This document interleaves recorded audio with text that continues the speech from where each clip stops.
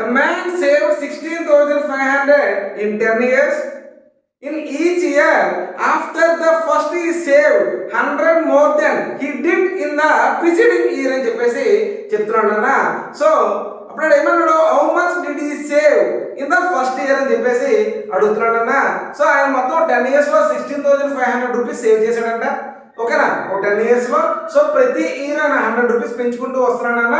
కానీ first year లో మాత్రం ఒక సెట్ అయిన ఒక బల్క్ అమౌంట్ తీసుకొని పెట్టేసుకున్నాడు. ఓకేనా, పెట్టేసుకుంటే ఆ ఫస్ట్ ఇయర్ లో ఐ మీన్ ఆ ఫస్ట్ టర్మ్ ఏంటని చెప్పేసి అడుగుతున్నాడు. సో చూద్దాం మనం ఒకసారి.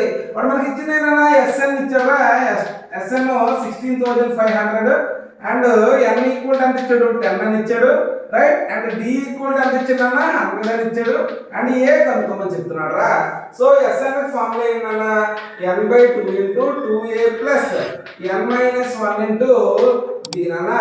So S10 equal to 10/2 into 2a 2 into a plus 10-1 అంటే 9 దీనన్నా. డి అంటేనా 100 రా. ఓకేనా, 100 అన్న. S10 అంటే ఎంతనా, 16,500 రా. Equal to so 10/2 into 2a plus 900 రా. అంతే కదా, 2 1s 2 5s రా. సో 5 3s 3,300 నాన్న.